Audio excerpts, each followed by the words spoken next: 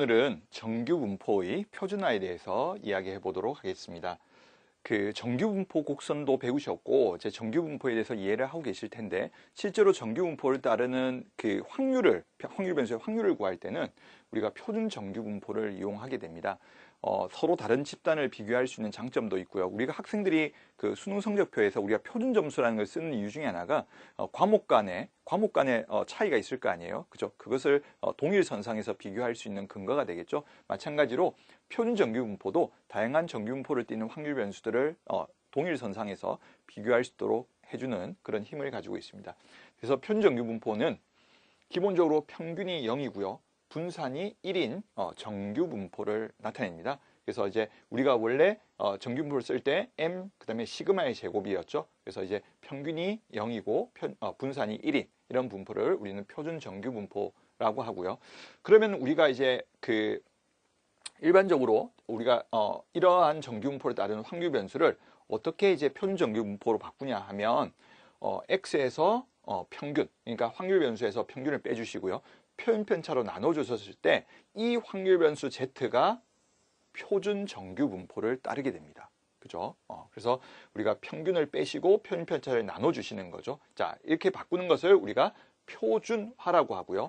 이때 확률 변수 z가 표준 정규 분포를 따르게 된다. 그러면 우리가 이제 앞으로 확률을 계산을 할 때 확률 변수 확률 변수 x가 자, 정규 분포를 따를 때 A 이상 B 이하의 확률을 구할 때는 방금처럼 Z로 만들어주는 거죠. 그래서 평균을 빼고 표준 편차를 나눠주고요. 평균을 빼고 표준 편차를 나눠줘서 Z의 범위를 구하게 됩니다. 그럼 여러분 교과서나 여러분이 보시는 참고서에 뒤에 보시면 표준 정규 분포표라는 게 있습니다. 이 확률에 대해서는 이미 컴퓨터로 계산이 되어서 나와 있기 때문에 그 표를 찾아서 답을 해주시면 되고요. 뭐 시험이나 이제 문제집에 보시면 시험에서나 보시면 옆에 조그만 표가 주어질 겁니다. 그 제한된 표를 가지고 문제를 해결할 수 있는 근거를 주는 공식이 되겠습니다. 그래서 우리는 기본적으로 정규 분포의 문제를 해결할 때는 표준화를 통해서 문제를 해결한다. 이런 것을 기억해 주시면 좋을 것 같습니다. 자, 우리는 그러면 정규 분포의 표준화를 문제를 통해서 확인해 보도록 하겠습니다. 자, 두 확률 변수 XY가 있고, 자, 평균은 다르죠? 평균도 다르고 다른 집단입니다. 그런데 확률을 비교해야 되죠? 자, 이때 우리가 자주 쓰는 방법을 한번 소개를 먼저 해드리고 문제를 풀어보도록 하겠습니다. 자, 우리가 이제 Z를 구하게 됐을 때 부동호의 방향이 같을 수도 있고요. 자, 이런 형태로. 자, 이렇게 같은 경우도 있고, 두 번째로 다른 경우도 있습니다.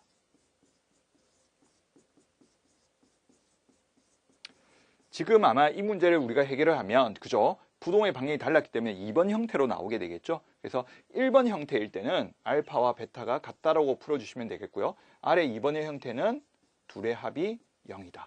왜 그러냐면 정규 분포 곡선에서 우리가 평균에 대해 대칭인데 표준 정규 분포는 평균이 0이 되겠죠. 0에 대해서 좌우가 대칭이기 때문에 부호가 반대가 됩니다. 근데 면적이 확률이 면적이 같아야 되기 때문에 알파와 베타의 합은 0이 되는 겁니다. 그죠? 한번 기억을 해주시고요. 자, 우리 문제를 통해서 확인을 해보도록 하겠습니다. 그렇다면 우리가 이 확률인데 둘 다 Z로 바꿔봐야겠죠? 자, 그래서 Z 130에서 120을 빼시고요. 자, 그러면 10이 되겠네요. 이걸 표준 편차로 나눠주시고. 자, 이 값이랑 자, 여기서 이제 우리가 부동호가 지금 반대가 되죠. 반대가 되니까 이렇게 해주시고, 자, 여기서는 이제 K에서 빼게 되겠죠. K에서 평균을 빼고, 자, 표준 편차는 2시그마입니다. 우리가 지금 4시그마의 제곱이라 되어 있지만 2시그마의 전체 제곱이기 때문에 표준 편차는 2시그마가 되겠죠. 자, 방향이 다르기 때문에 이 둘의 합이 0이 돼야겠죠. 자, 그래서 시그마분의 10에다가 2시그마분의 K-100이 0이 되겠습니다. 자, 우리가 시그마가 이제 분모에 들어가 있고 0이 아니겠죠. 그래서 2시그마를 곱해주시면 20에다가 K-100이 나와서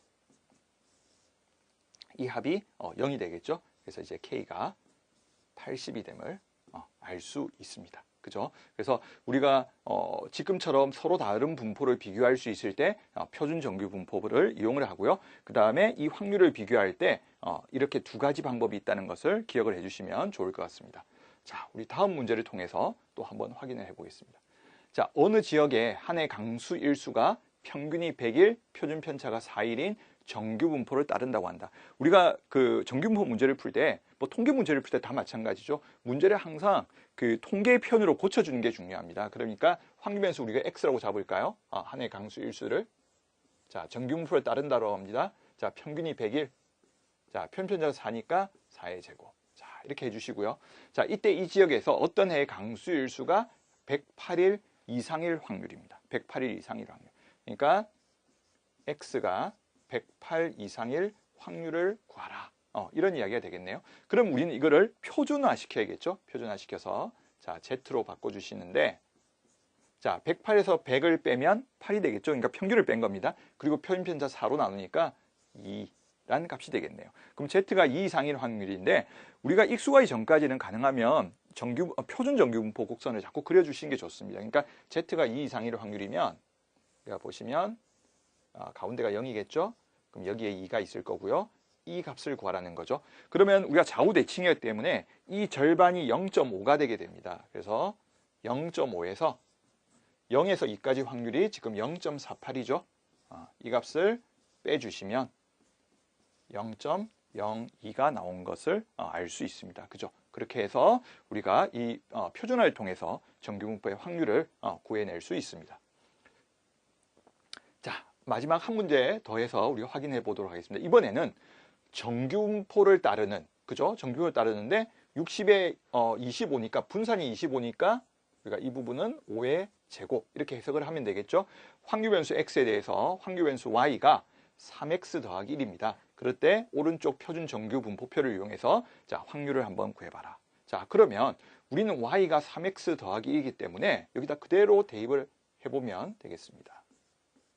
자, 3x 더하기 1. 그죠? 자, 그러면 1이 넘어가서 195가 되고 나눠지면 65가 되겠죠? 그래서 x가 65 이하가 될 확률. 그래서 우리는 이 x에 대한 분포를 알고 있으니까 이제는 표준화 작업을 하면 되겠습니다. 어렵지는 않습니다. 그 과정 그대로 가시면 돼요. 그래서 65에서 자, 60을 빼주시면 5가 되고요. 5를 표준 편차 5로 나눠주시면 1이 되겠네요. 자, 이 값을 구하라는 거죠. z가 1 이하. 자, 조금 전에 제가 언급해 드렸듯이 표준 정규 분포 곡선을 자꾸 그려보는 게 좋습니다. 그려봐야 실수를 안 하니까요. 자, 1이 되고요. 이번에는 z가 1 이하이기 때문에 이쪽 0.5가 다 들어가고 0에서 1까지 확률이 다 들어가게 되겠네요. 그러면 0.5에다가 그죠? 0에서 1까지는 자, 0.34 13이라는 값을 가지겠네요. 그죠? 그래서 0.8413이라는 값을 가지게 됩니다. 그래서 제가 표준 정규 분포를 한번 설명을 드리고 나서 문제를 3문제 정도 풀었는데요. 이 문제를 풀어서 보여드린 거는 정규 분포를 다루는 유형들입니다. 그래서 가장 기본적인 유형이기 때문에 이 3가지를 정확하게 익혀두시면 좀 더 확장하는데 도움이 될 것 같습니다. 그래서 한번 꼭 내용 정리해 주시고요. 문제를 본인 스스로 한번 더 풀어주시면 도움이 될 것 같습니다. 예, 오늘은 여기까지 하겠습니다.